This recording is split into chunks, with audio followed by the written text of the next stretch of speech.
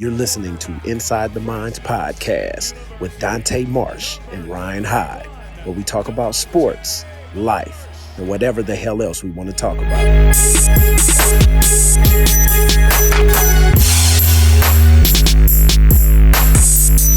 31-yard penalty to support pass interference call against the Lions this year.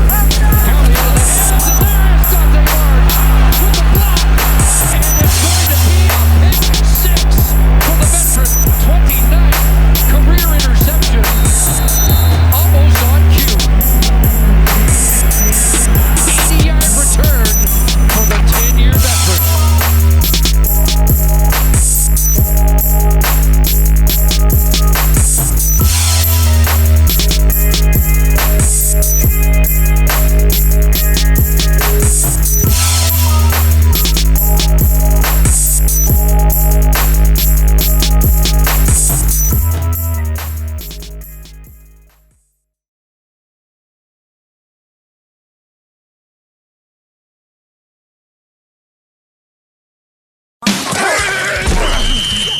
And now, heard across the world, it's time for Third and One with your host, Ryan Heid.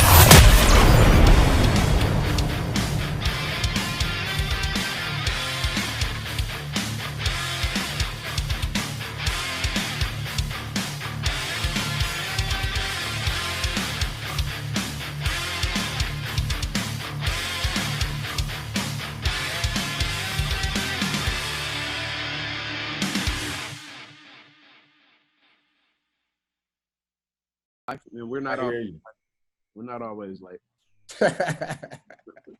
Actually, Dante, you were on time the first time we did this, so you're not always late. You're right. Not always late. He fell for the second move. He didn't fall for the first one. He fell for the second fake. No, I knew the double. I knew the double move was coming. You know it was coming. Just didn't know when, but I knew it was in the game plan. Welcome to episode 10 of the Third and One podcast. Today's guest had a 14-year career in the CFL, all with the Winnipeg Blue Bombers. He is a 9-time CFL All-Star and won the Most Outstanding Player Award in 2002. He is also a member of the Winnipeg Blue Bombers Hall of Fame and was inducted into the Canadian Hall of Fame in 2012. Canadian Football Hall of Fame in 2012. Please welcome to the show, Milt Stegall. How's everything going? Good, Milt. How are you? I'm doing great. Just down here in Atlanta, being safe, but everything is great. Right on. Also, welcome to the show, former BC Lion, great defensive back, Dante Marsh. How's it going, Dante? Pretty good. So when we chatted about having Milt Stegall on the show, I decided that I had better have you on here too. And, welcome back. I'm just glad to be in the presence of the great Milt Stegall. The yin and the yang. I wish we had Corey Banks on and Otis Floyd, the whole crew. It would be nice. Oh, man. I've reached out to Corey Banks, and he hasn't returned my messages. So, Dante, that one's up to you. All right. I'll get on this helmet. All right. All right, Milt, so we're going to start with you. Okay. You were born in Cincinnati in 1970, the youngest of 5 children. What was your childhood like? I had an excellent childhood. Like you just alluded to, I was the last of 5 kids. I don't think my parents meant to have me. I consider myself the best mistake ever. So, I mean, I had 4 older siblings, and because my parents, they provided greatly for myself and my 4 older siblings. They worked their butts off, and they also were able to be there supporting me and my other siblings through sporting events. And when my parents couldn't be there, that's when my older siblings stepped in and made sure there was always someone there. So my childhood was excellent. I saw the sacrifice and the hard work my parents put in, and that was instilled in me. Main reason why I was able to be successful in everything I encountered in my life. So my childhood was, I wouldn't trade it for anything. Did your dad play football? No. My father was born in 1922 in Noonan, Georgia, and he was one of 11 kids. So he had to work a lot. Calling him poor would be an understatement. But my father knew there was something better out there for him, and he knew it would happen because of hard work. So He worked himself. After high school, he moved to Cincinnati, and he worked even harder. So he never had that opportunity because of where he was groomed in Noonan, Georgia in 1922, and the fact that he just had to make sure that he had money in his pocket to provide for himself and his family. You spent 4 years at the University of Miami, Ohio, and then signed with the Cincinnati Bengals in 1992, where you were primarily used as a kick returner. In the 1995 season, you signed as a free agent with the Green Bay Packers. You were a late cut after a serious knee injury during the final days of training camp. After being cut, you headed north for Canada to play in the CFL. Did you know much about the CFL before you came to Canada? No, I knew very little about it. And I mean, I think more guys in my situation now would know more about it because of the internet and everything. But we're talking about 1995. There was no internet.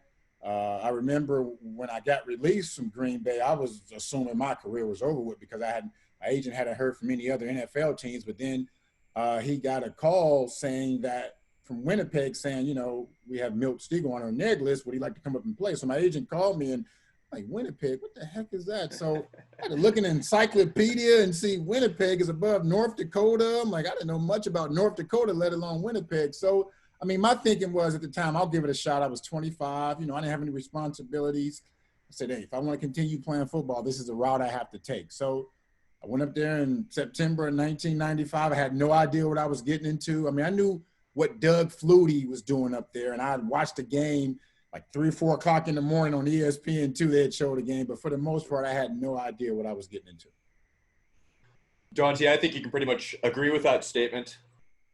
Absolutely. I like I told you before, I didn't know anything about Canada. I was so oblivious to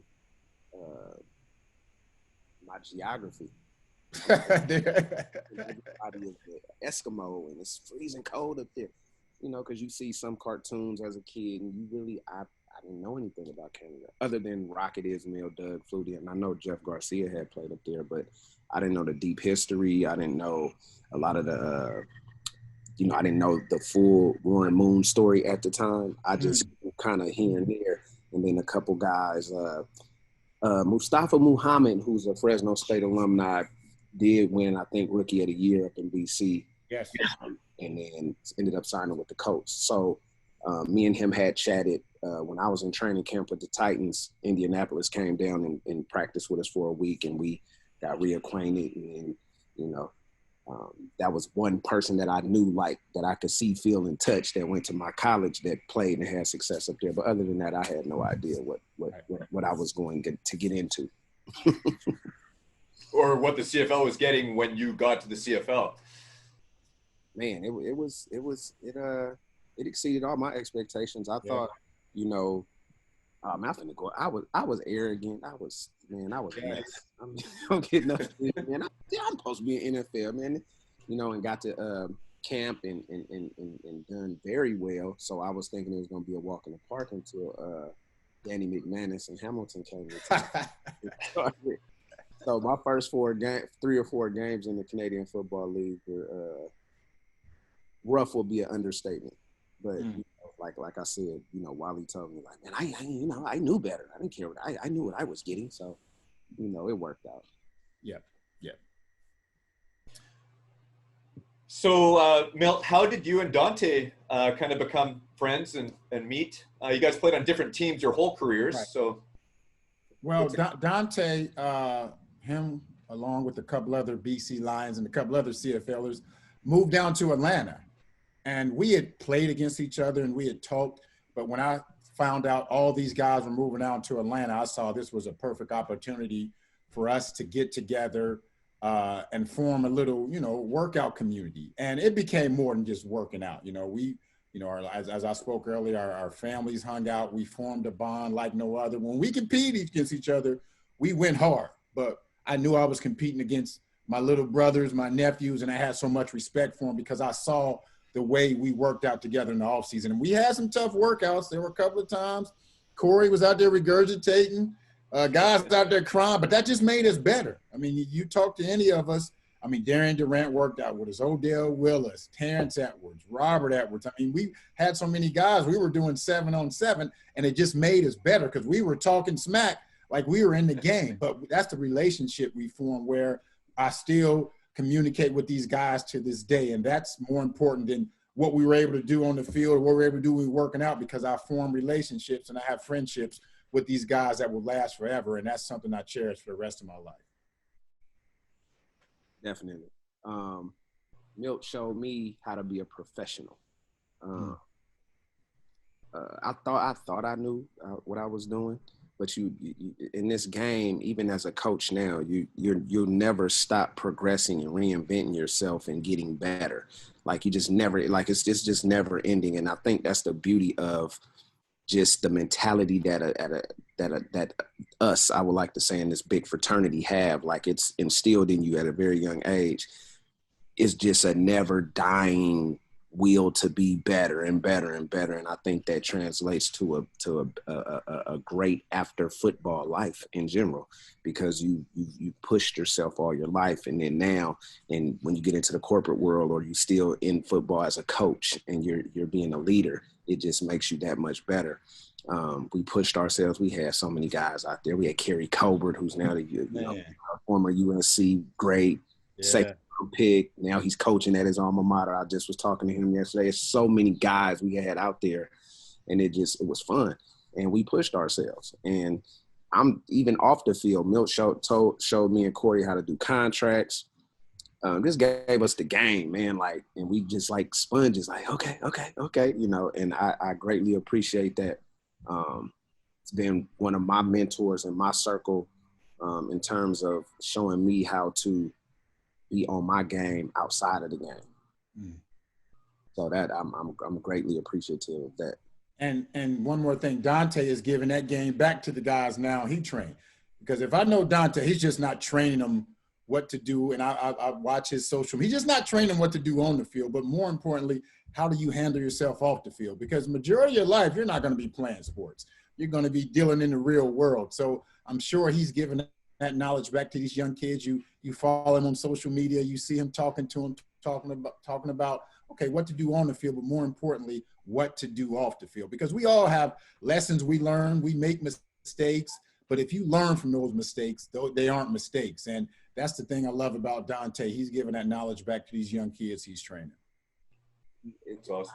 I have to, because when you have people pour into you, and I said this before, and I live by this. I think all former athletes that have had the blessings and opportunities to take it to that level, man, if there's an opportunity for you to get back into the game, if the time will allow it, and your heart may be in it, I implore you, I encourage all former players, get back into it, because that's what the game is missing, and it's needed.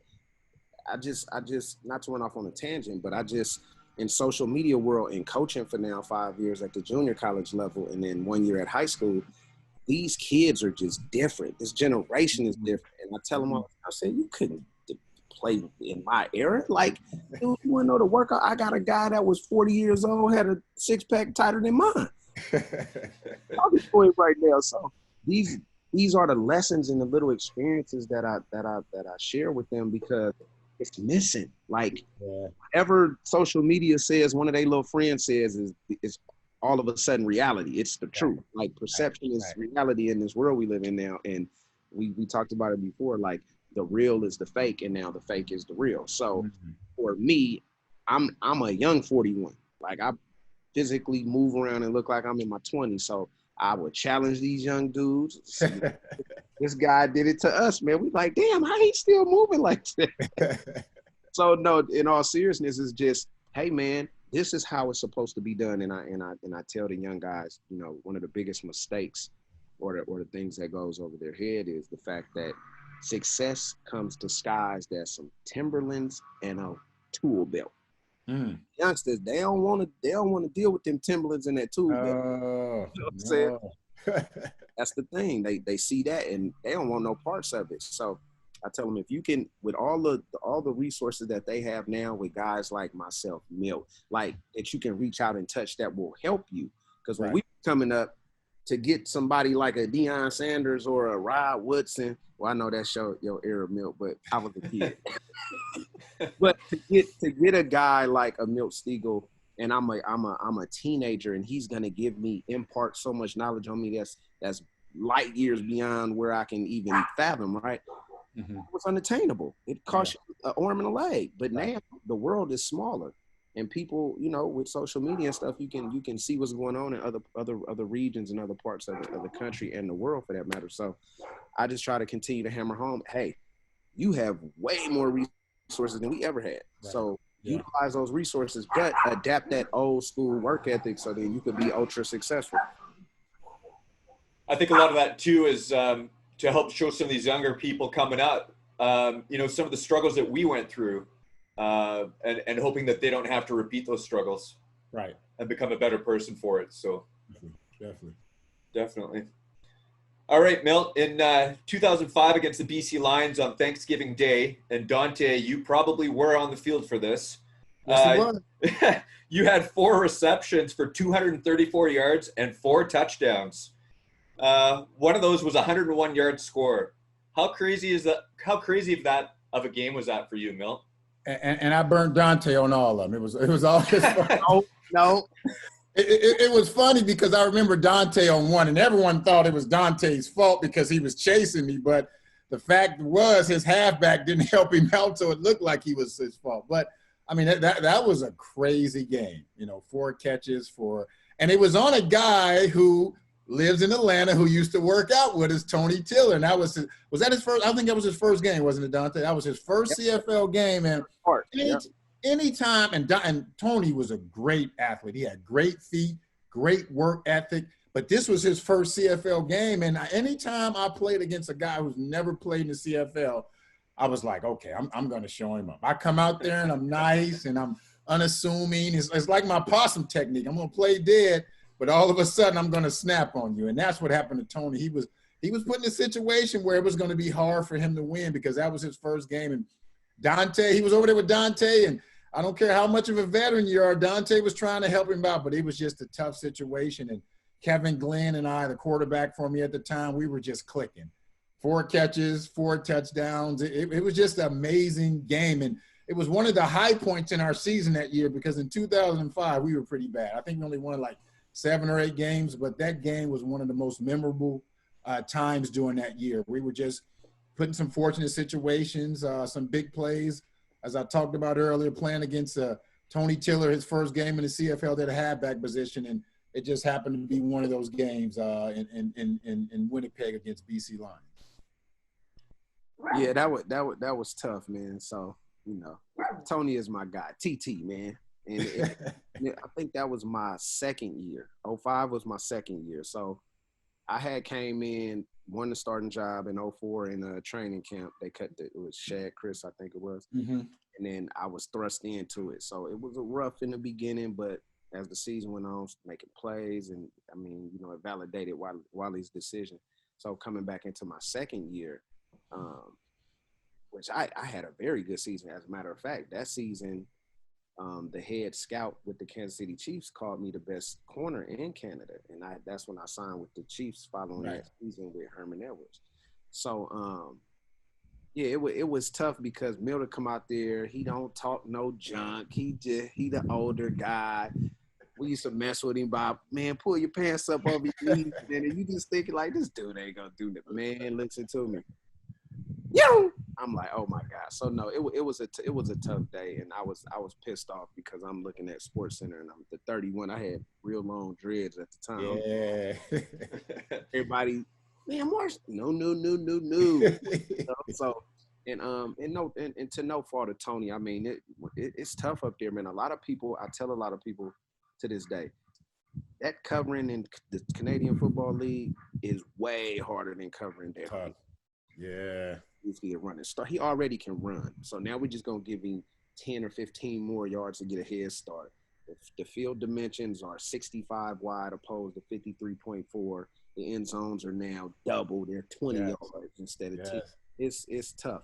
So no excuses. However, the first ballot Hall of Famer with a street named after him, Pat Martell's, man, and I told myself I will never, ever, ever be caught chasing somebody like that. Oh yeah, that was Tony Tiller's baptism into the CFL, and he got a lot better from that. So a lot better. Yeah. Like I said, man, this is the Jerry Rice, and I'm not trying to, downplay Milt, because we know you are the greatest ever. Lace him up in the Canadian Football League. But like I said, if we're making comparisons, that's what it is. He's the Jerry Rice of the Canadian Football League. And then I had a teammate and a brother who's the Moss or the TO of the CFL and G-Roy. So, these are guys that once again, highly competitive, technical, can break things down to the most minute little molecules of the game and technique in terms of receiver play. Even when going against Milt in training in Atlanta.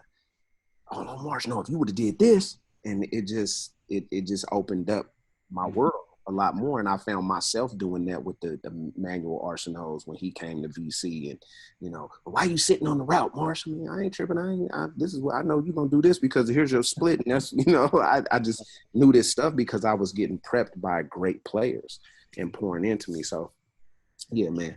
I hate when that game is brought up because some people don't know football. I think it was partly my fault or my fault altogether. It was not.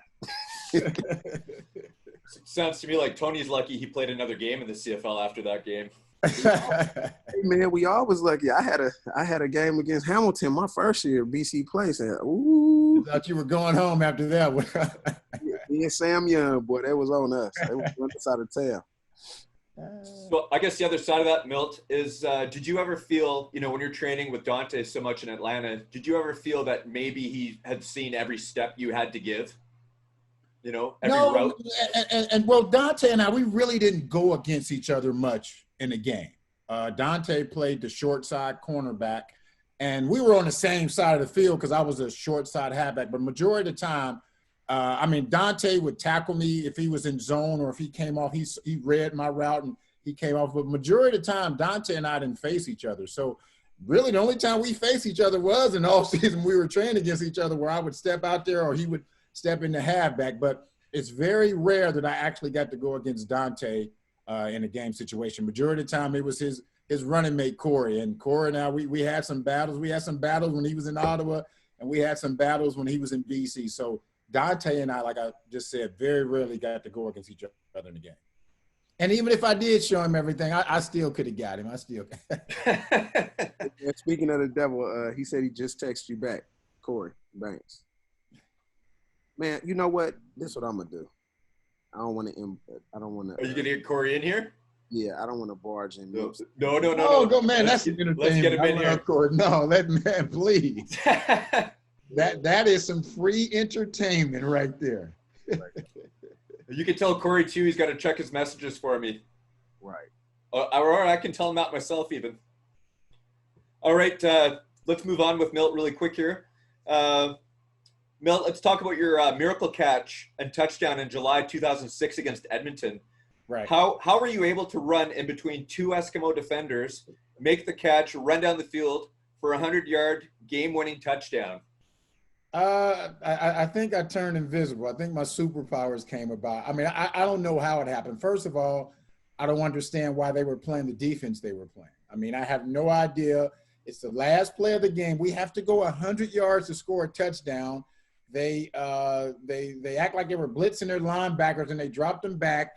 The defensive backs were sitting at 20, 30 yards and just sitting there. So, I mean, it was more so the defense they played than anything I did because all I did was just ran straight down the field and caught the ball. The cornerback at the time, Malcolm Franks, and guy's a good cornerback. Dante, I think you agree with that. Guy was a pretty good cornerback, and he just missed the tackle. I don't know if I just ran through his arms and caught the ball. I couldn't believe it. I mean, Kevin and I, we couldn't believe how that happened. But we somewhat had, and don't get me wrong, I'm not clairvoyant. but we somewhat had an inkling like, hold on, did you see the D? Because they played that same defense to play before that, and he threw it to me.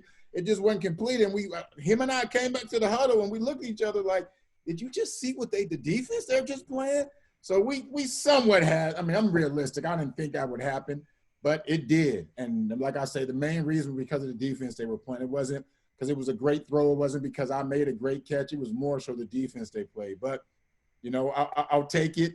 I think it's the greatest play in my football career. And the way I got hit in the end zone by my own teammate, Chris Brazzell, was the hardest hit I took all game. But it was a memorable play, and I think, you know, they'll show that play for a long time in years to come.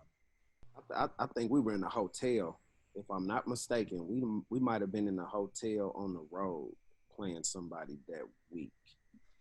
And we watching this like, how in the hell it just – this is crazy.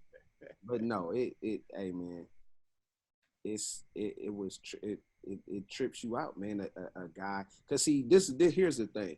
I'm training with this man in the off season in hot ass Atlanta, and just Milt was in his mid-30s, getting up there at that 36. time.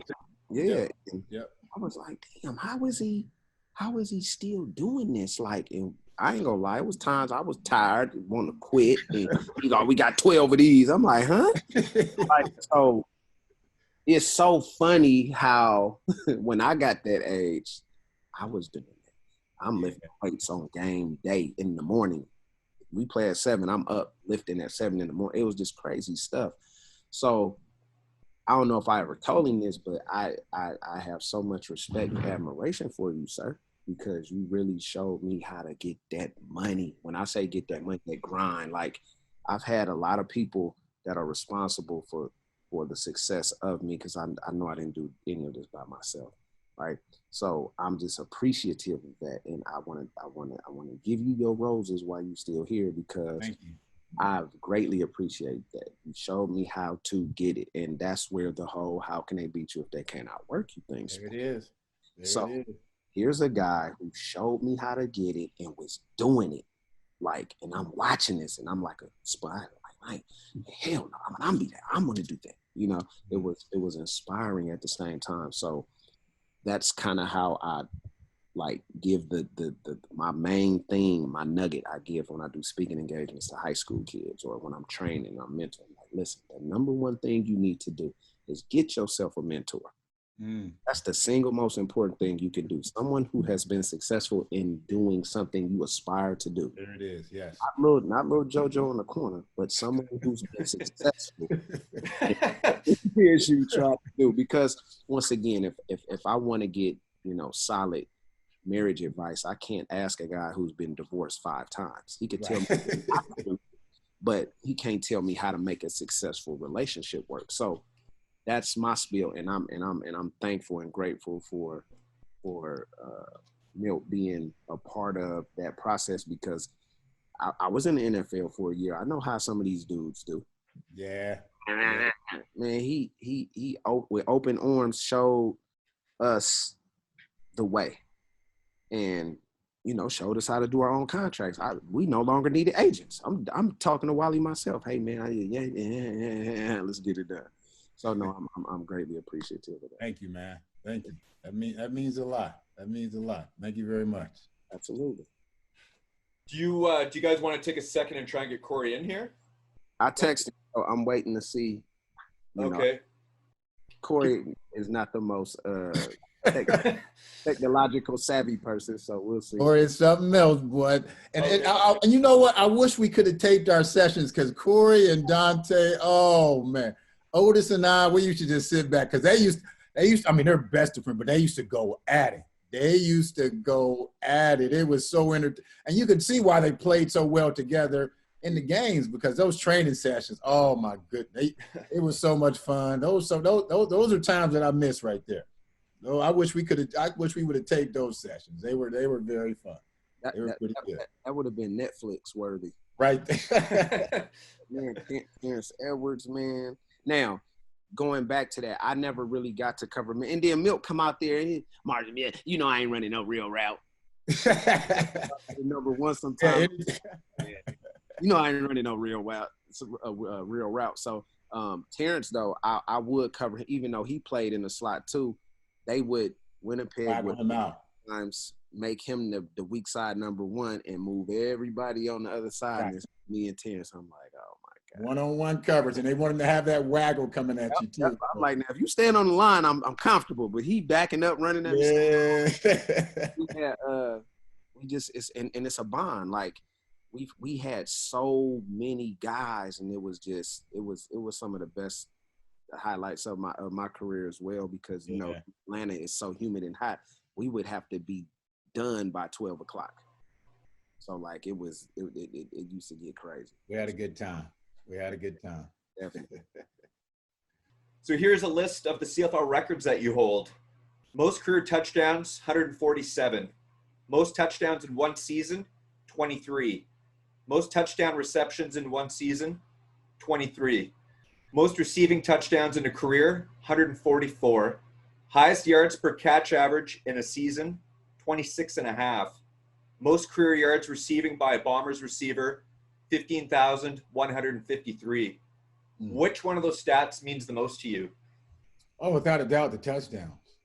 Touchdowns. That means, I mean, you think about it. When you play a sport, when you play football, the objective is for the defense to stop the offense from scoring, and the objective of the offense is to score a touchdown. So the fact, I'm going to pat myself on the back a little bit, that I score more touchdowns than anyone who's ever stepped on the CFL field, I mean, that's a blessing. You know, it comes from the hard work that I was able to put in the offseason with these guys. It just didn't come by chance. It came from what my parents, as I alluded to, what they instilled in me, and came from God allowing me to play that long. You know, it went a lot into it. The quarterbacks I played with, specifically Kahari Jones and Kevin Glenn, the guys that I got to play with more than any other quarterbacks, they sacrifice a lot, all the different players. But, I mean, that's the one that means more than enemy.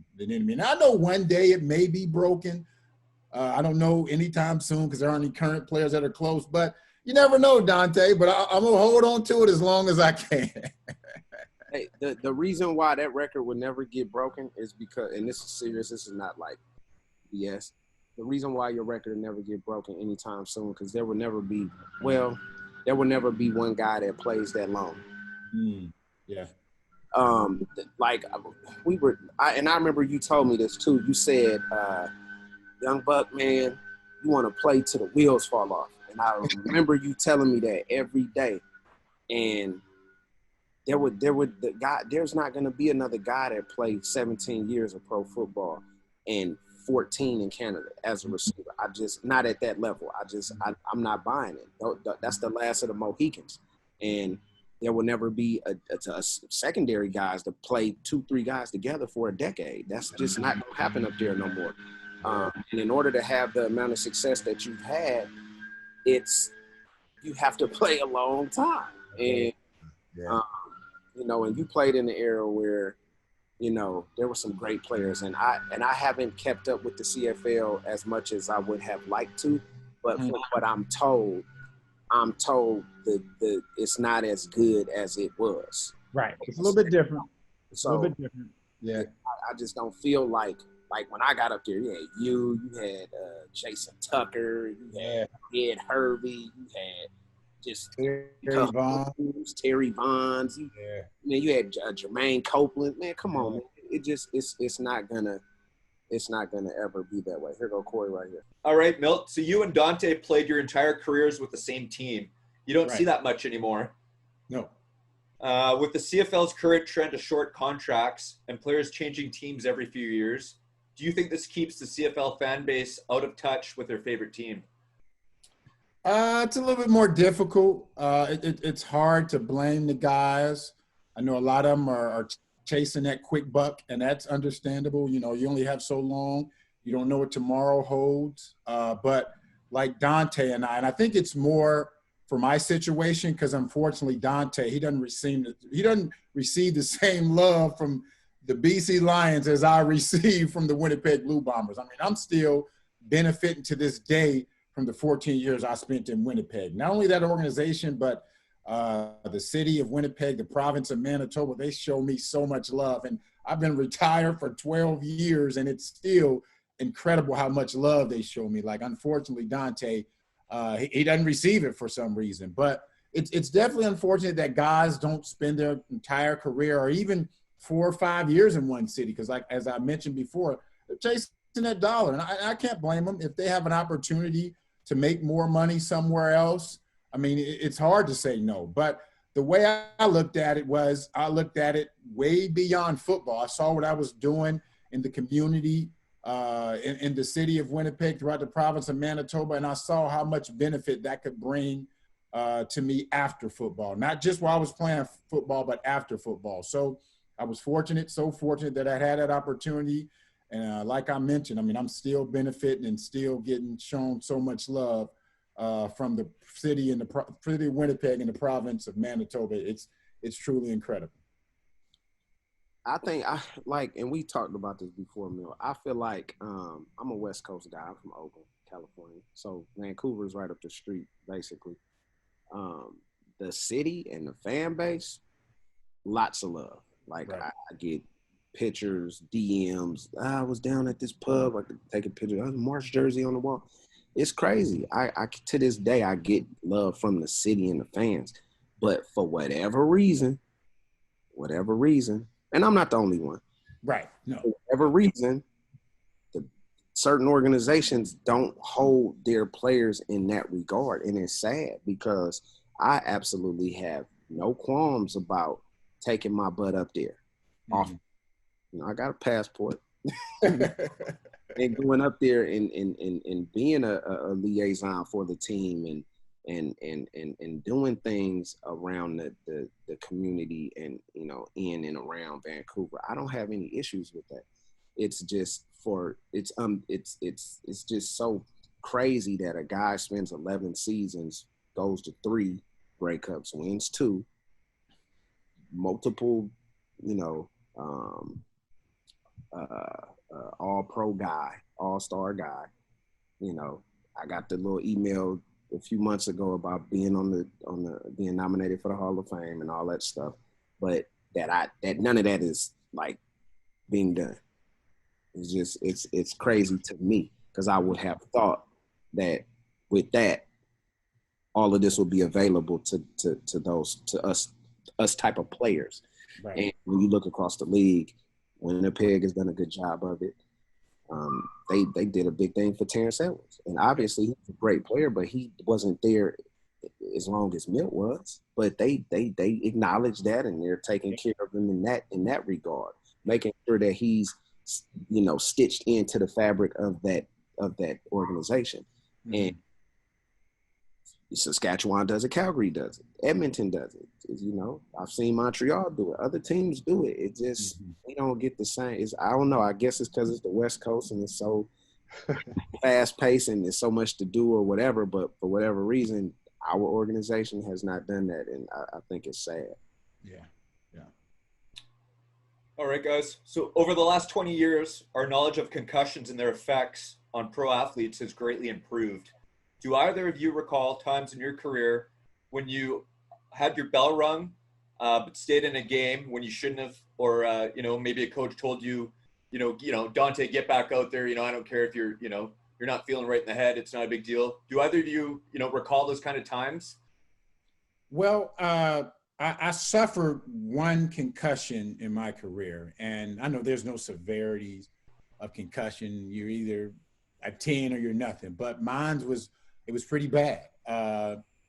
I missed a few games because of it. Winnipeg did a great job of making sure that I was fully recovered before I went back on the field. As far as getting my bell rung, that happened twice. It happened once in the NFL and once in the CFL, and I didn't even let the trainers know what happened. It was when you got hit and you stand up and you start seeing these little things flashing, like, hold on, what's going on? And it was one time, fortunately, where I was another individual, another team, they had an injury. I think it was a knee injury where I had time to recover. But the other time, I ran that next play and it was a little woozy. No one knew exactly what was going on because I wasn't the main part of that play. But those 2 times I kept myself in the game. So I was fortunate where I only had those 3 situations. I was that type of player where I wasn't going to put myself in a situation where I was going to get hit if I didn't have to. So if I'm catching the ball, if you're getting close to me, I'm going down or I'm going out of bounds. And that was a big reason why I was to play so long. And Dante, I think he was the same way. We used to get mad at Dante because he would have a kill shot on you, but he would still hit you low. But main reason why he played so long, I mean, I can't blame him. He wasn't trying to kill you. He was trying to make a tackle. And like I say, we hated him for it, but it's a smart way to play. Tough guys don't last long in football. Smart guys last long. If you want to play a long time, you got to be smart. So I was fortunate where I really didn't have too many injuries as far as the brain goes. Let me knock on some wood. I don't have any side effects right now, pretty much. I'm living a normal life. Maybe I should bring my wife and kids down here. Maybe they can answer that question. But for the most part, I'm doing pretty well because I was that safe player. I wasn't that tough guy. And like I said, I think Dante will agree with this. Tough guys don't last long. You got to be smart. Every now and then you got to stick your nose in there. For the most part, though, you got to be smart if you want to come out of this game and have somewhat of a normal lifestyle. I didn't have a problem. I think what allowed me to play long was I played corner, but I didn't care about the physicality part of it. I was okay with it. Being the tough guy, I thought I was a tough guy. I didn't go low all the time. You went low most of the time, Dante. Please. No. You and Corey and Sanchez, all y'all went low. Come on. There was nothing wrong with it. We just hated it. I know, but I ain't never hit you low. Like, I wouldn't do that. Like, here's the deal. I got some tackles. I got some highlights where I'm laying some real good lumber. But in there, I know that's why I was out of the NFL and didn't play for 3 seasons. The rest of 01, 02, and 03 before I came to Canada, because I was being a tough guy trying to make sure I sealed the deal on making that roster. And it was basically a career-ending injury to my shoulder that I don't know how, through the grace of God and just perseverance, I was able to play a long career with this situation with my shoulder. Mm-hmm. But I had my bell rung. My last game at Fresno State, we were in a bowl game playing Air Force. It was like top 10 ESPN hits. We're playing Air Force, and they run that wishbone thing. Mm-hmm. One of the running backs was lined up in the slot and bubbled out and came to my side, and I'm like 10 yards off covering the receiver, and then the quarterback snapped the ball and threw a bubble screen. So I had like a 15-yard head start. Man, I creamed it. We were both knocked out. Vernon Fox, one of my best friends and teammates, did pick me up. That was 2000. I'll still be laying on the pick me up. So that's one. And then a couple times in BC, we were playing Edmonton. I hit somebody. It started raining. This was later in my career, like maybe 2012, maybe. I was almost close to the end. And I kind of got a concussion. I know it was a concussion because I could tell. It wasn't just a bell rung. It was like, man, I got a damn concussion. And then I snapped back, came out for one play, and I put myself back in the game. The one that scared me the most that I could really remember is we were playing Calgary, and I'm the backside corner. It was capped, so we was like in the cover 2 because there was no detached, and it was a running play. So Cornish comes, it was like a inside zone or something, and he comes in, and I'm coming in that C gap, and he tries to jump or hurdle, and I'm launching myself. I'm gonna flip him. I'm gonna give him. I'm throwing my whole 205 in there. I didn't notice until I watched it on film. I guess his knee or something hit this part. It didn't even look like nothing, Milt. Like it was so, like just nothing. He must have hit the back of my helmet, and I just went limp. And I could remember laying down, and Hunt, he's funny. He's a clown. Come on, Marsh, get up, man. Come on, man. Because, again, I'm playing a boundary corner. I'm an American player. If I don't play, we're in trouble. You're in trouble. I had no backup. Right. To move people. So when they were telling me what happened, and all I can remember was once I got up and I was walking to the sideline, this is the scariest feeling I ever felt in my life, because it was like, man, what if I have to live the rest of my life like this? Like I didn't zero in. It was just, and all I can see was a bunch of red in out there in Calgary. Mm-hmm. So once I watched it on film, I was trying to get up, but my upper body wasn't working. My butt is trying to get up, like the top ain't working. I'm face down, like I was knocked out. And that's a scary feeling, you know, when you think about it, like, man, what if I don't snap back normal? So I get to the sideline, and Bill Rochelle, who was our longtime team doctor, he was like, Marsh, what's up, man? Where you from? I'm like, Oakland. He's like, where we at? I'm like, Calgary. Bill, I can't. Like, it's just, he was like, sit down. Yeah, that's it. Sit down. So, yeah, and the thing of it is, like Milt said, I don't feel as though I have like a debilitating issue from it, but I have noticed that I will forget things. I'm not saying that that's an issue, but who knows? I'm only 41, so I probably won't know anything for another 8, 9, 10 years, but I work out every day.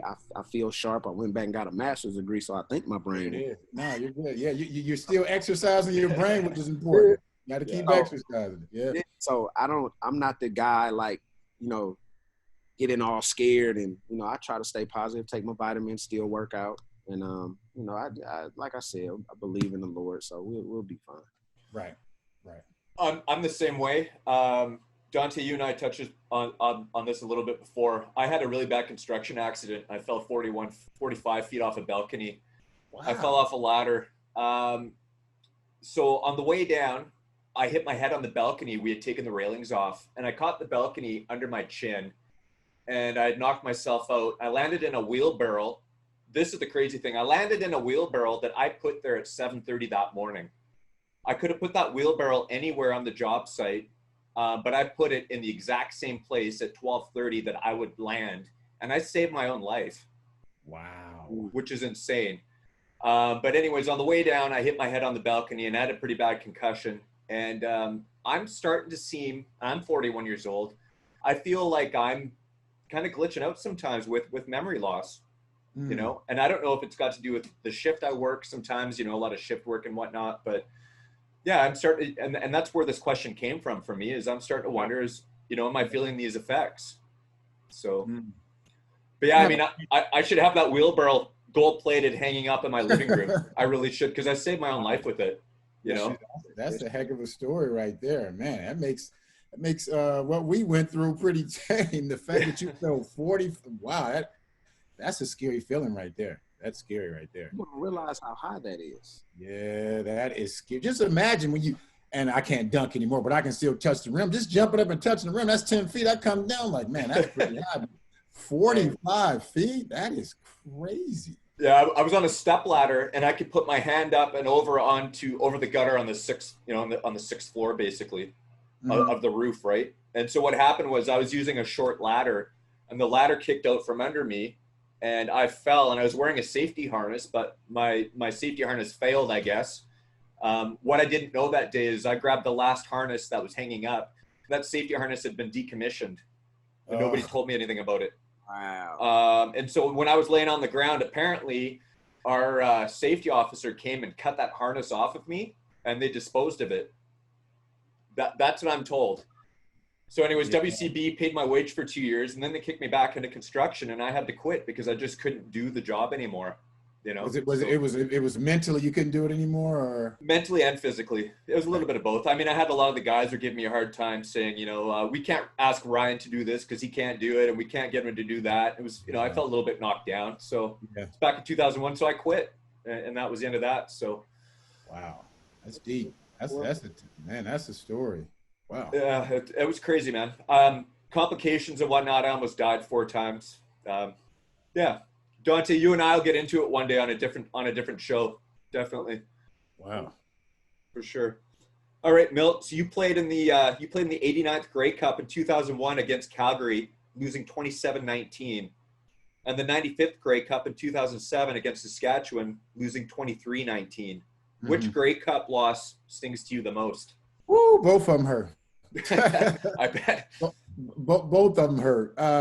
Because I mean that's what you put in all that hard work for. I mean, those individual accolades, they're fine, but I mean, at the end of the day, you want to be the last team standing. And unfortunately, I didn't get that opportunity. You know, Dante, he got it a couple of times, and it's a great feeling. I remember the one time in 2005 in Winnipeg, you know, because I was working for I can't remember the station I was working for at the time, but we were covering the game. And I just remember Dante, how excited he and Corey and Coach Richie, their defensive coordinator, was after the game. And I was like, I got to get that feeling.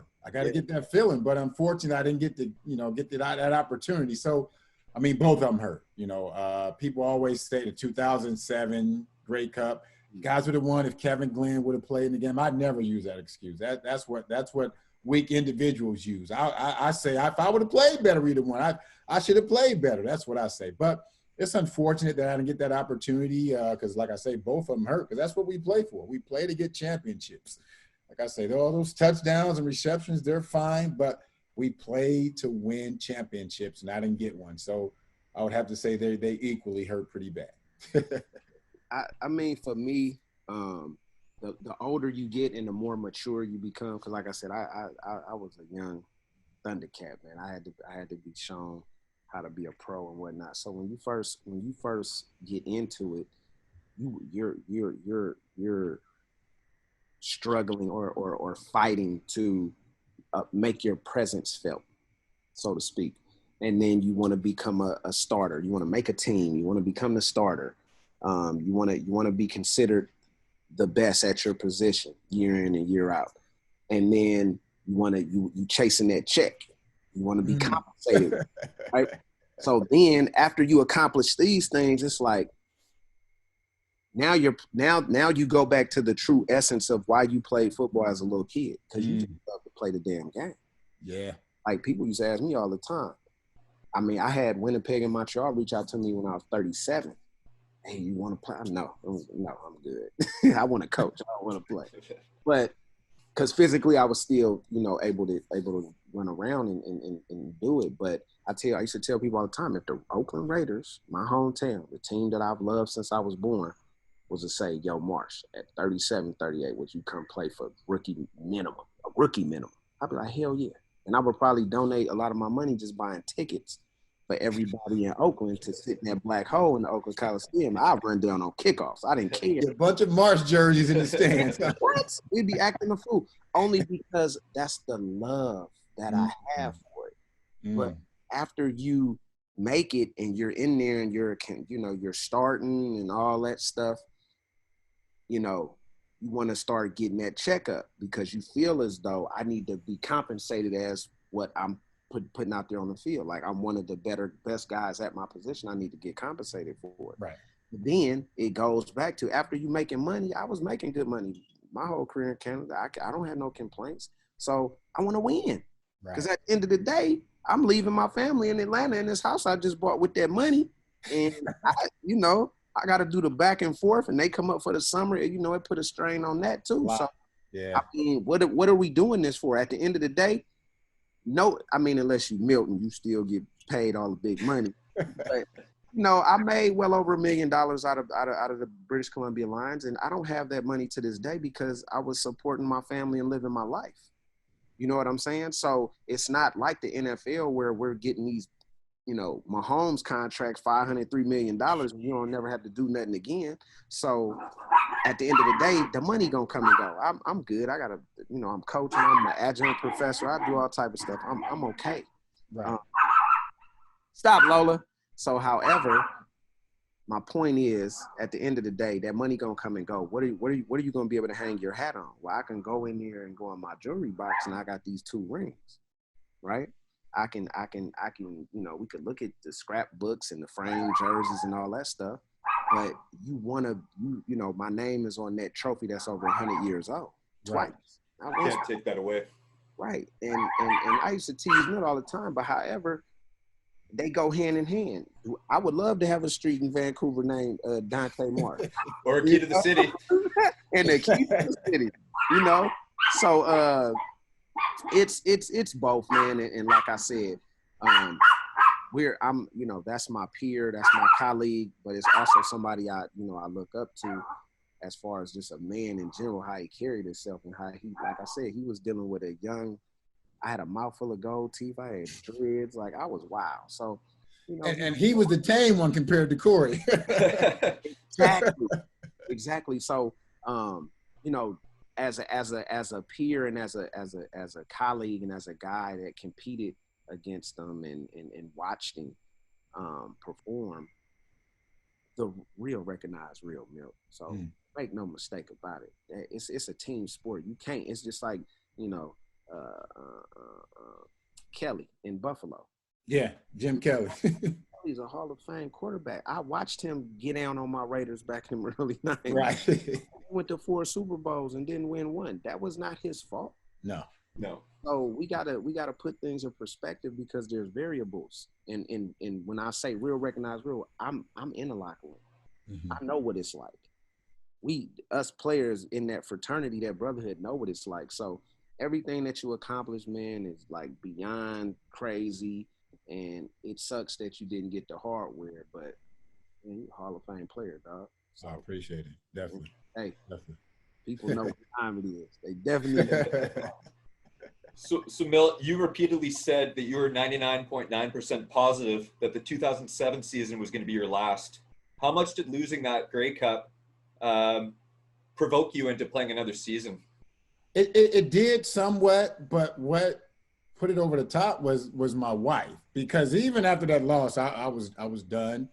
That was my plan. Winnipeg had reached out to me, was like, "No, you know, I'm gonna hold true to my word." But my wife was like, "You know what? Let's give it another year," and that's what did it. I mean, when I used to tell Dante, let play until the wheels fall off, and that's exactly what I did, because the wheels had definitely fallen off my last year. But it was my wife saying, "Okay, I think you know, let's play another year." That year, my last year, was the year that, you know, she was pregnant with our youngest son. So they actually came up there that entire season. That made that season a lot better because I missed the opening 7 games because I had to have knee surgery that I didn't know at the time. Because if I'd have known I was to have that knee surgery, I wouldn't have came back, because I was a truly shell of myself. It was a microfracture surgery, which takes usually like 9 months to heal. But I came back in 3 months because I was trying to play that season. So she was a big reason why I was able to play that year. She said, "Okay, let's give it another shot." We couldn't pull it out. We couldn't win the Grey Cup, but it was good just to play another year, being around the guys again, being in the locker room. Dante will tell you, there's nothing like being in that locker room.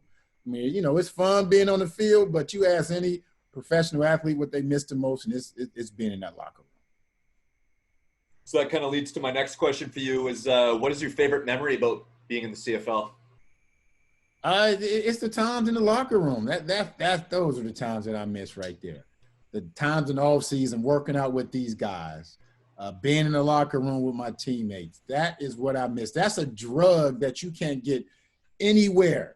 You run out in that field and you see people with your jersey on, or screaming your name, or you're in the locker room after the game and you're celebrating with the fans, or we're in the off season working out, joking with each other, joning on each other, how tired you are, how I'm gonna beat you in the game. Those are memories that, and you can't duplicate that in any other job. I don't care if you're making $1 billion a year. You can't get that anywhere else. And those are the things that I miss, being around those fans, having those fans ask you for autographs, screaming your name. Those are the things I miss, and those are the things that I cherish more than anything about my football career. Yeah, you can't replicate, duplicate, emulate. Anything in regards to the atmosphere. I'm gonna say something. I know Milt gonna feel this, like just the smell of natural grass. It takes you back to Friday night football when I was in high school. Yes. All so simple, you know, and trying to bust your tail so you could get your name in the newspaper. Right. You can get on 11 o'clock news that night. Sports Focus we had out here in the Bay Area. So, and I know it's you know, natural grass is far few these days, but just the atmosphere, the smell, the preparation. Like, I explained my game day preparation to a guy, and he looked at me like with goggle eyes, because he couldn't believe. And I did that for 12 years. Like, that's what I had to do. Right. And I miss that. You know, I miss the camaraderie in the locker room. You know, it's nothing like it, man. Yeah. I was a 35-year-old man, a dinosaur in football, you know, terms, but still competing with dudes I dang near could be their daddy. You know, Yes. Yes. 21-year-old, 20-year-old kids on your team, and you 35 years old. Yes. First person at the facility every morning because of what, this man right here was instilling in us all those off seasons, and just watching the work. Like, ain't no way this man 35, 36, 37 moving around like they pull up his shirt at turtle. I mean, come on, man. I got to put in that work. And when I saw it, because here's the crazy thing. When you see it from afar, they're on a different team, and any play receiver, like, man, hell with Milt, man. I'm going to bust his head. That's the mentality. But then how he's such an ambassador for the game, man. You know what I mean? And just a role model of sorts, and how you supposed to conduct your business. Milt will be nice and all that, but when he got out there to do that work, man, he's grinding, man. So like I said, he tell me, man, you better play this game till the wheels fall off, man. It's all in the work. It's all in the work. And he just kept saying that, which a lot of us that make it to these levels that are blessed and fortunate to have some longevity in it, there's something in you as a kid that is different. Like, I don't know why. I wasn't the best in my group growing up. I worked to be the best. That's why I ascended and kept it going, because it was just the undying want inside of me to want to keep trying to be the best. Like, that has to be in you. And like I said, if it is our duty to show, demonstrate, and in terms of coercing these young guys into the way it's supposed to be done. Right. Because if they adapt what I learned from him and some other guys that trained me and just implemented in my own career with the resources that they have now that we didn't have, you would see like groundbreaking world record type stuff, because they have all these things at their disposal that can help them. Right. So it's the work, man. At the end of the day, it's the work. Somebody once told me, and then Coach Richie, I love that dude, man. He had these weird little sayings, and I call him Granddad. He's my white granddaddy. If God made little green apples, and did I ever tell you about Hiroshima? He goes off. Right. And there was so much knowledge and stuff. And when Milt talks about the locker room, we talk about the bus rides to and from the hotel and the airports. We talk about being around these different coaches, these personalities. Now that I'm going in 5-6 years of coaching, a lot of the stuff I thought was bullshit. It's like, wait a minute, that's real. Why? Yeah. Coach Richie told me that, or Wally told me that, or J.D. Williams, who coached me at first. You reach back, because in an athlete's life, our most we get the impressions that we have are the biggest are from our parents and from our coaches. And they leave a mark on your life forever, man. Like, the biggest impacts came from my parents and my coaches that I had throughout my athletic career. So that's huge. Right. Dante, something tells me that you were the biggest personality on that bus. I'm just saying. What's crazy, Milt said it. I was off the chain, but it's crazy because there were guys 3-4 times me. Carl Kidd was one of them. Kidd. Oh my goodness. Oh my, that dude right there. Yes. I love playing against Carl. He was funny. So no, and then there's a guy that I got a chance to get a year in with, who's a Hall of Famer, who came from Winnipeg. And all the stories I heard about this, he's a fellow California guy, but all the stuff I heard about this dude, we thought we would laugh like, no way, this can't be real. And when he came to BC, everything that I heard about this dude, what it was, and it was hilarious. It was funny. It was beyond funny. Charlie Roberts, man, one of the best players I've seen, regardless of league. He's a stick of dynamite. He just a middle something else guy that he can ball. Yeah, and he would have our communications guy at the time. It was Jamie Cartmell. In his locker, he would have to have a Red Bull and a Snickers. That was his pregame meal. It was every day. He had it at practice. He had to have it. Right. And, I'm gonna tell this one story. He just gonna have. Oh well, he gonna have to deal with this. So when he came to BC, we had heard a lot of stuff, and competing against Charlie Roberts was hell. Like to tackle that dude, like he was a Corey Sanders type cat. He was real good on his feet, man. A hell of a running back. We were playing a game, and I lived in a condo right across from the SkyTrain, diagonal from the practice facility in Surrey. So I get on, we heading down to the BC place.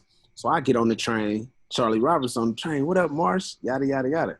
Like, what's up, man? So we just kind of chopping it up, getting our minds together, for the game. So about 3 stops before BC place, he's like, all right, Marsh, I'm going to see you at the stadium. I'm like, he gets off the SkyTrain. I'm like, oh, okay, all right. He gets off the SkyTrain, take out a pack of Newports. He starts smoking a cigarette. And I'm like, wait a minute. Am I in a like a warped world here? Because this is like mid-late 2000s, not 1970. 2008. This is 08, and he's like, I know I just didn't see this dude, our running back, who about to play in a football game, Newport, a cigarette. I'm like, wow. And to see him smoke cigarettes, like chain smoke cigarettes, and then get out there and do the stuff he do was amazing. It was amazing. That's crazy. All right, Milt, did you have an idea during your career that when you were going to retire, that you were going to get into broadcasting? No, I didn't. Towards the end of my career, there was an individual who was at TSN who said, you should be in TV. And when your career is over with, something's going to happen for you in TV. And that's exactly what happened. After I retired, when they knew I was going to retire, TSN reached out to me and gave me a great opportunity. And I can't thank them enough for that. I didn't know. I knew it was something that I would think about. I had a couple of options, but I didn't think it would go the way it went. The fact that I was able to step in and contribute right away, because it's not an easy transition. And I tell people all the time who want to get into business, start preparing for it way before you actually have to do it, because there's a lot that goes into it that I didn't know. I was fortunate enough. I had some people that really helped me out. A guy who used to be on the panel, Chris Schultz, he helped me out a great deal. One producer who's not there anymore, Tony Darchi, and another producer who's still there, Jamie Rydell, they helped me out a lot because there was a lot that went into it. So the fact that I was able to transition straight from playing football to talking about football was a blessing like no other.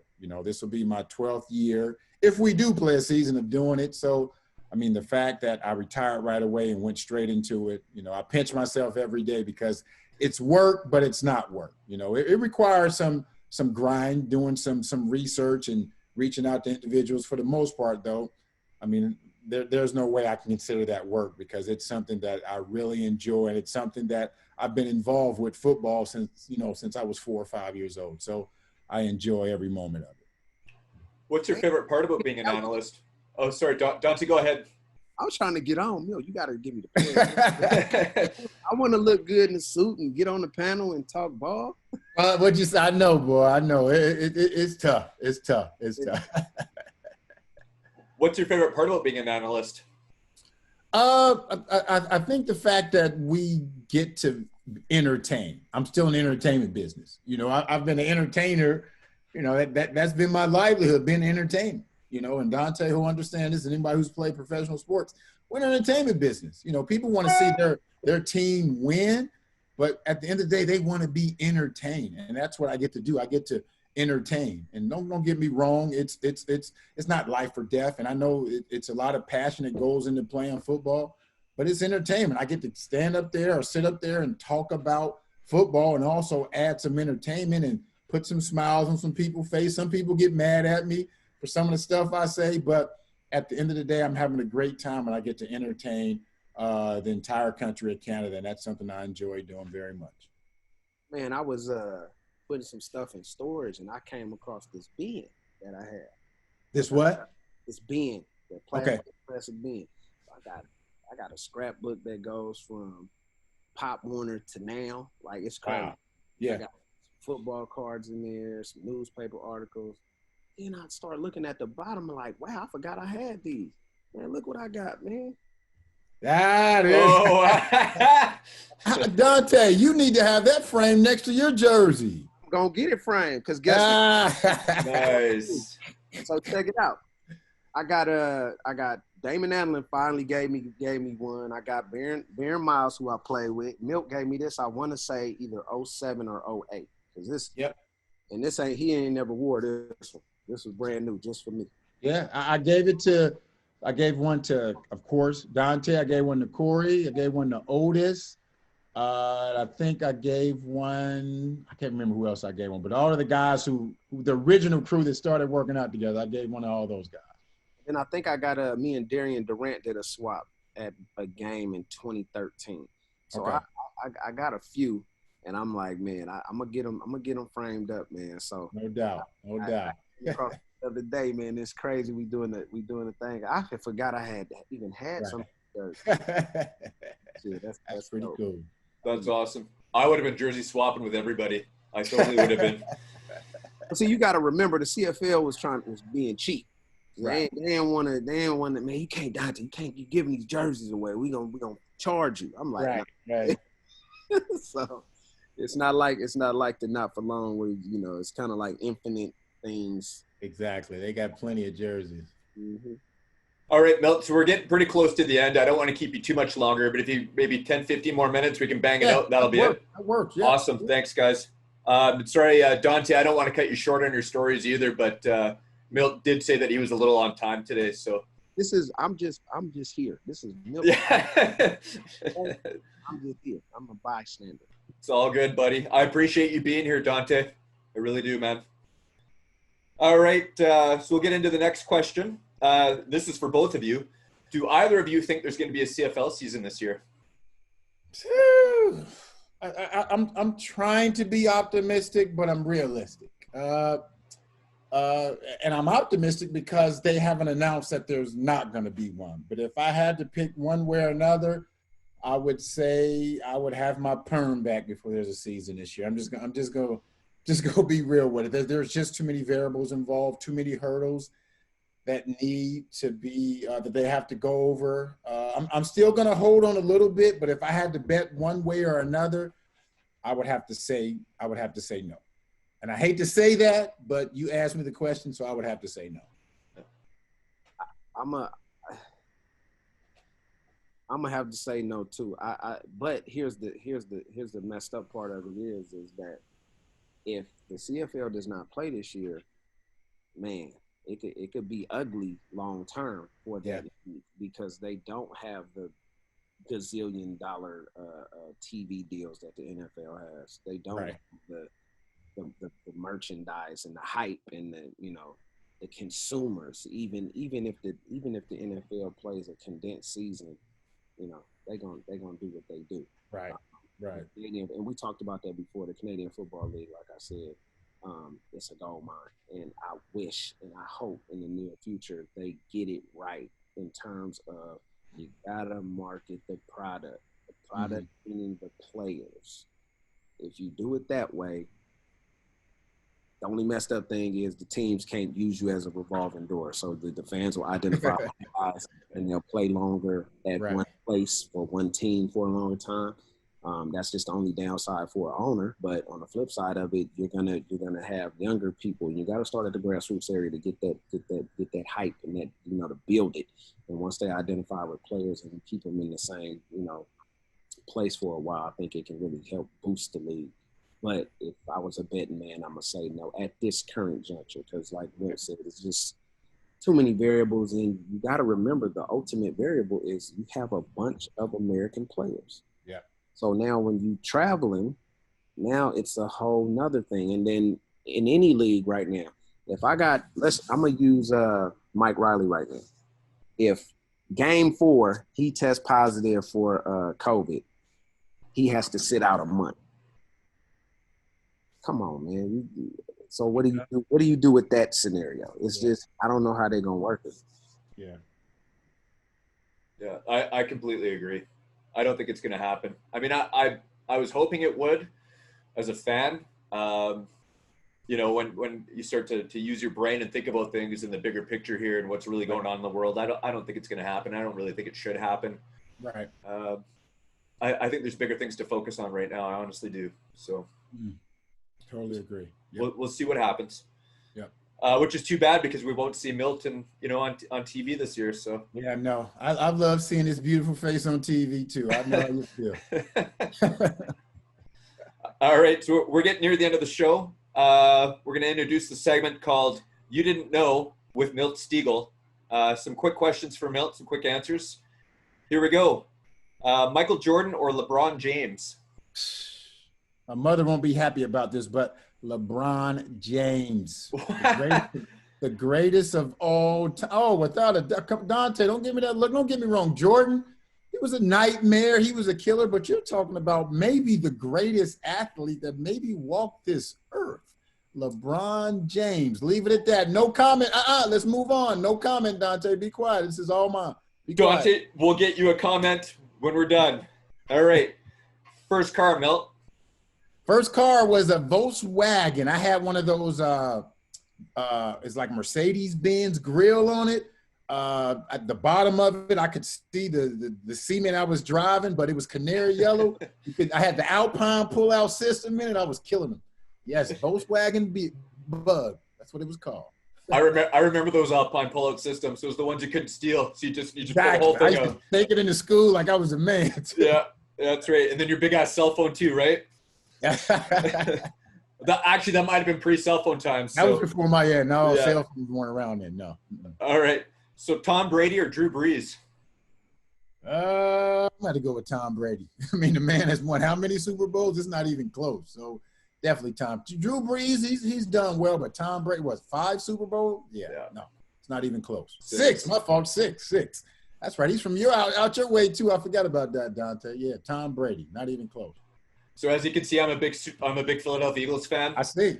So I'd rather go with that 5 because then we would have won that first one, right? Right, Milt? I hear you. All right. Favorite NFL team? I played for the Bengals, but I've always been a Steelers fan. I was a Franco Harris and Lance Swan. I'm going way back. Terry Bradshaw, those guys. I love the Pittsburgh Steelers. So I've always been, and I really like them now. I mean, you have Ben Roethlisberger, Miami of Ohio guy, same college. So I'm still rolling with the Pittsburgh Steelers. Okay. Shower or bath? Oh, shower. I mean, I got to wash my hair in the shower, so it has to be a shower. You know, that ivory soap is good for my scalp, baby. So I'm a shower guy. Only time I'm in the tub, and I still do this to this day, Dante. And Ron, you may not believe this, but I still do the cold tub. That's the only time I'm in the tub. I'm still getting in that cold tub. I've got a hot tub on my deck, so I'll do the hot tub. No, hot tub is for softies. You got to get in the cold tub, baby. Anybody can do the hot tub. Get in the cold tub. That's what you need. That revives those legs and brings you back. It's big. Are we talking ice cubes and everything, Milt? Ice cubes and everything. Yes, I have my older son doing it now. You know, he's training, so I told him this is going to help him out. It took him a couple of times to get used to it, but he realizes how much of a benefit it is. Yep. All right, Milt. So after the show, I'm going to make some ice, and I'll text you around 5 p.m. tonight, let you know how it went. That's what I'm talking about. I need to see a picture. I don't want to that you actually got in there. Worst thing you ever purchased? When I first got drafted, I got a little sign. I got like not drafted. I was a free agent in the NFL. Got like a $25,000 signing bonus, and I bought a Celica. If the Celica, it was a used. That wasn't the worst purchase. The worst purchase was I bought these 5-star rims for it.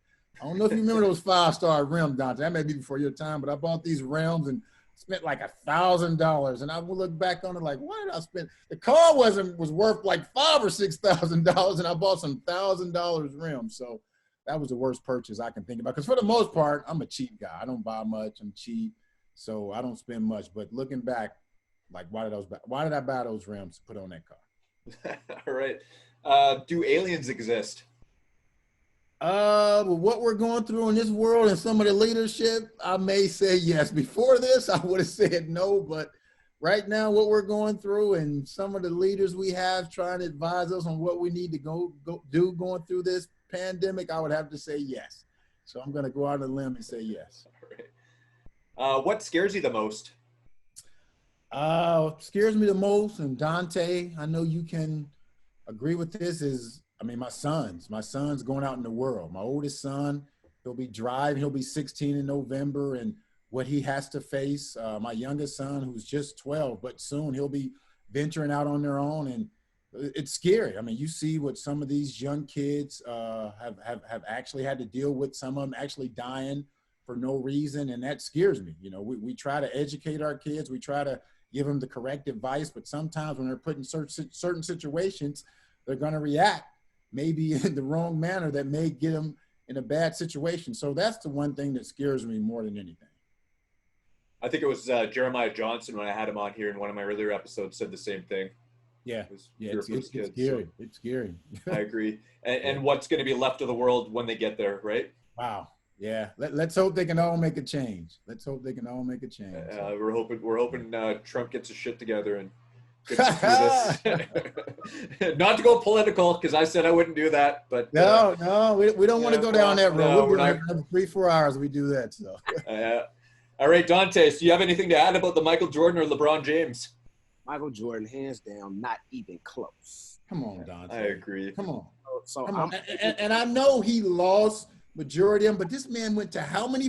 Do you remember a couple? Name me 4 starters on the Cleveland team that one year he took them to the finals. Can you name the other 4 starters? So Mr. Stegall, sir, this is what I'm gonna say, because I know I'm gonna end the conversation with this one. Just because you're more athletic don't mean you're more skilled. There are receivers that run faster now than Milt. There are DBs. There are DBs that are bigger and faster than Dante Marsh. A lot of these guys flash in the pan because they don't have the skill. So Michael Jordan was the greatest of. He turned basketball. He should be the logo on the NBA. He should. No, I agree with you on that. I'm not, and my thing is, I'm born in '79, so I got to watch his greatness all through the '80s and '90s, right? Mm-hmm. And when I lived in Atlanta, I went to a couple games. I went to a Hawk Heat game, and I saw fairly close to. I saw LeBron. Now, let's make no mistakes about it. 6'8", built, chiseled, could be an elite level tight end in the league. He could do whatever he wanted to do if he wanted to. But I feel about the same way I feel about boxing. It's the WWE now. It's not real like that. Like when I was growing up, same dude. Okay, so one of my favorites from my hometown, and we got a lot of them, but Gary Payton, the glove. I know, yeah. These dudes don't play no defense. They letting these cats come down and shoot from a different galaxy. They don't test no shots. But Dante, the athleticism of these cats now is light years better than these other cats, than those cats that played back then. Light years. Jordan play right now, Milt. He's averaging 45 a night. How do we know that? I'm going out on a limb.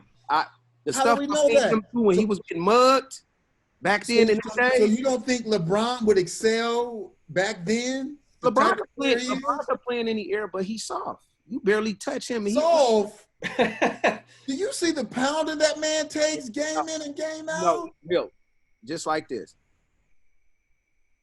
The aggressiveness and the competitiveness is not the same in this watered down NBA that it was in that.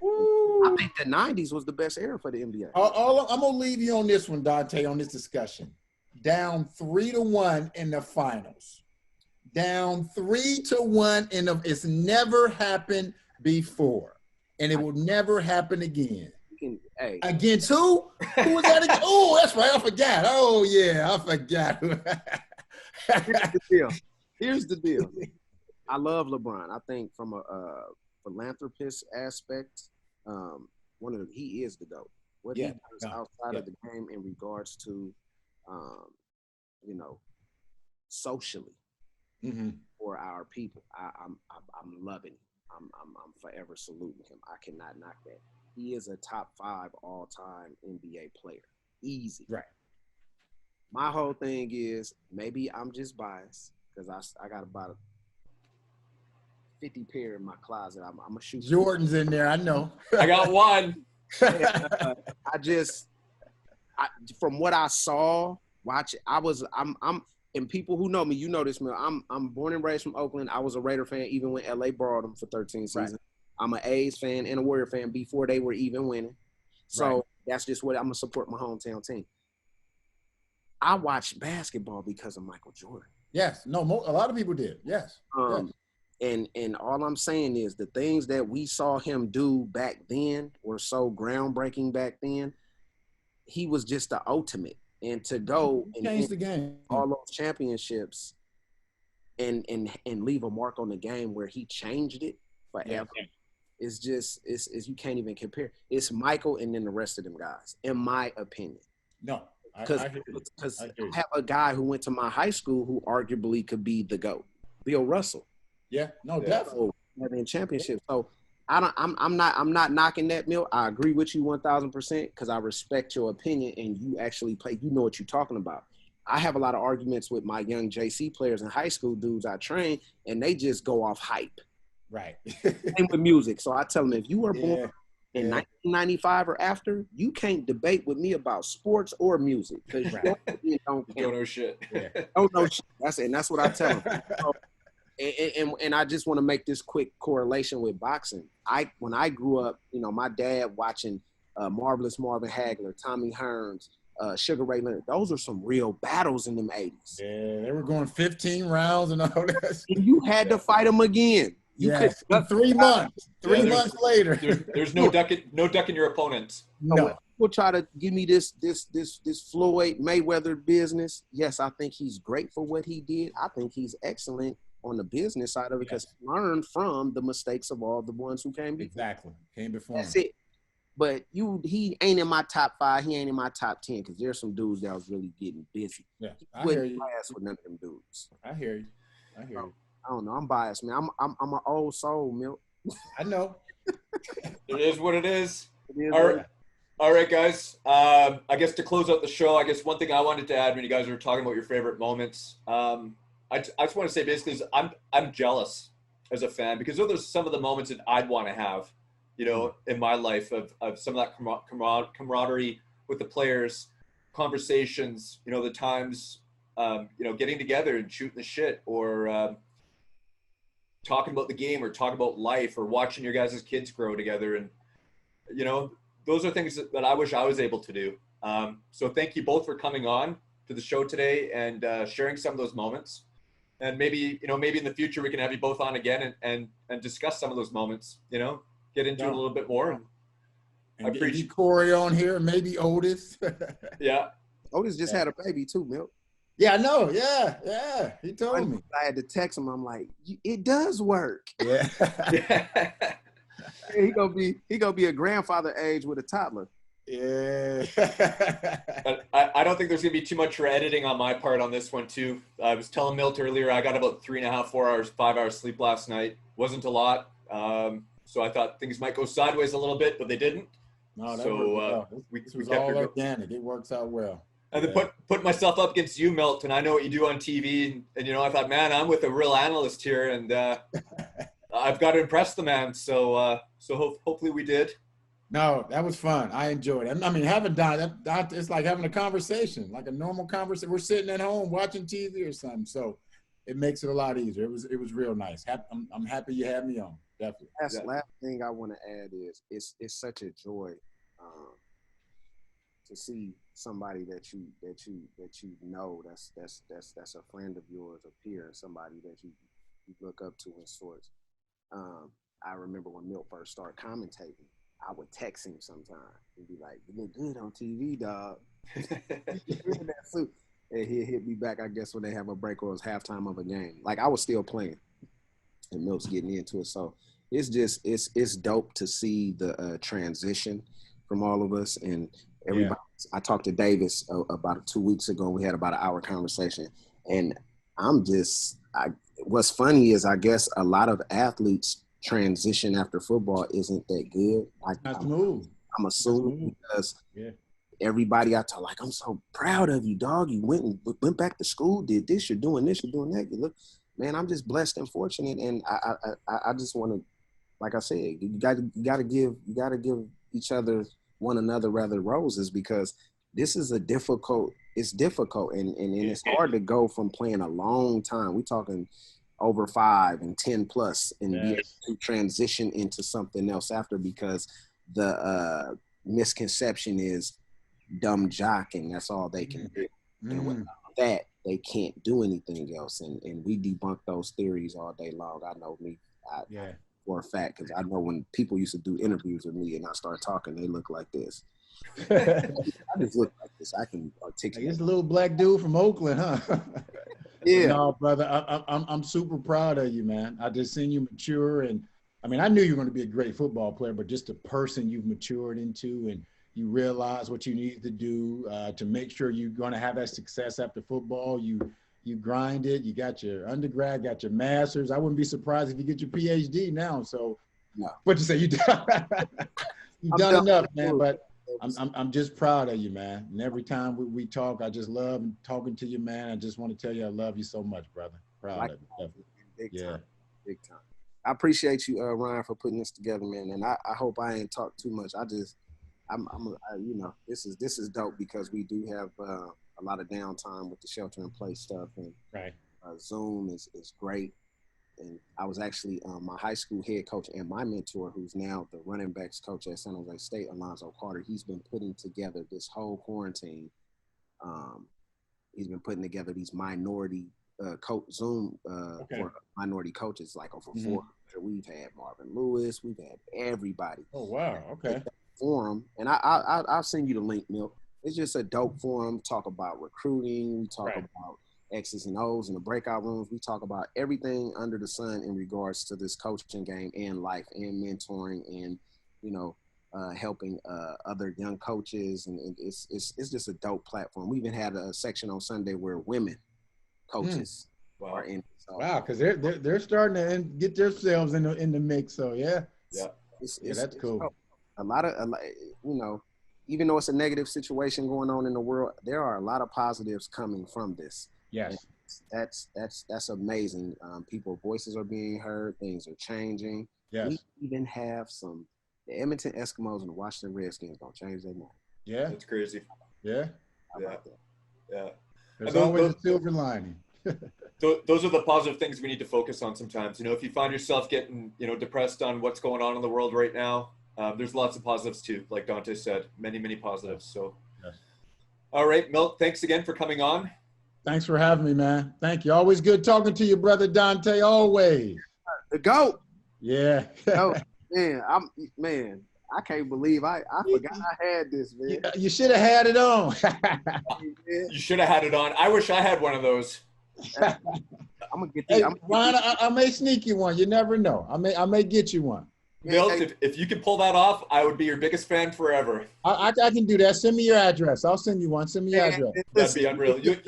He could get whatever he wants, man. Yeah, like I said, I got some here. I got some here. She'd be hanging up there, Milt.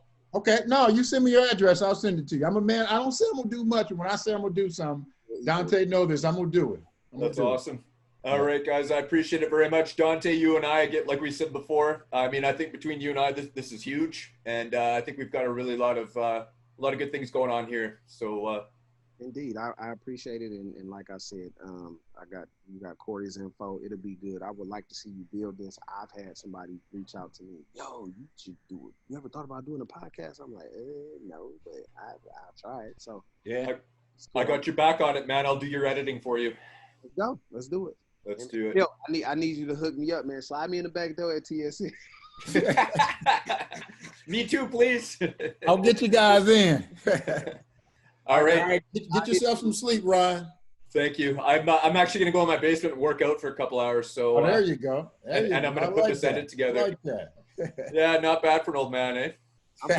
I'm about to go smoke me a cigar. I would talk to you. Go relax for a second. Absolutely. All right, fellas, have a good weekend. Thanks Likewise. again. Okay, all right.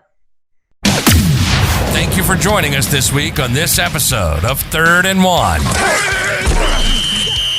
Please remember to subscribe, leave a review, or share this show.